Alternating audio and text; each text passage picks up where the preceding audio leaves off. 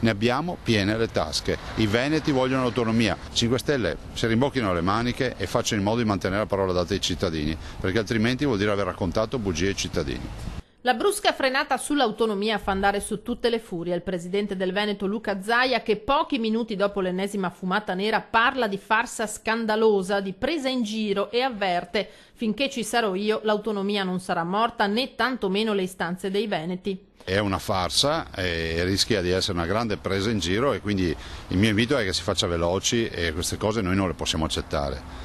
E si finisca di dire, sento delle dichiarazioni che veramente fanno rabbrividire, che l'autonomia del Veneto porterà a un paese di Serie A e di Serie B, ma esiste già l'Italia di Serie A e di Serie B, non è colpa dell'autonomia. L'autonomia evita che questi paesi, soprattutto che molte comunità del sud, vadano in malora, questa è la verità. Perché autonomia vuol dire responsabilità, autonomia vuol dire non sprecare più 30 miliardi di euro all'anno. Non facendo l'autonomia si consegna il sud al medioevo e il nord all'agonia totale, e quindi alla sua morte. Non ci sta Zaia a restare a guardare mentre si fa dell'autonomia, dice, un cadavere eccellente. La forza dei 2.328.000 veneti che hanno votato il referendum e dei cittadini di tutte le altre regioni che la vogliono è un fiume in piena inesorabile.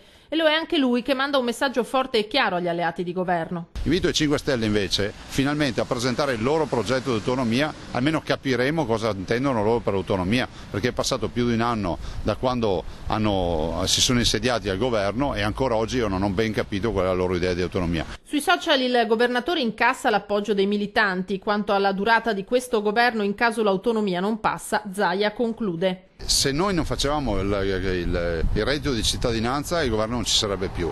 L'autonomia è nel contratto di governo, l'autonomia è un impegno che i cittadini deve essere fatta, se no non ha senso che esista un governo, no?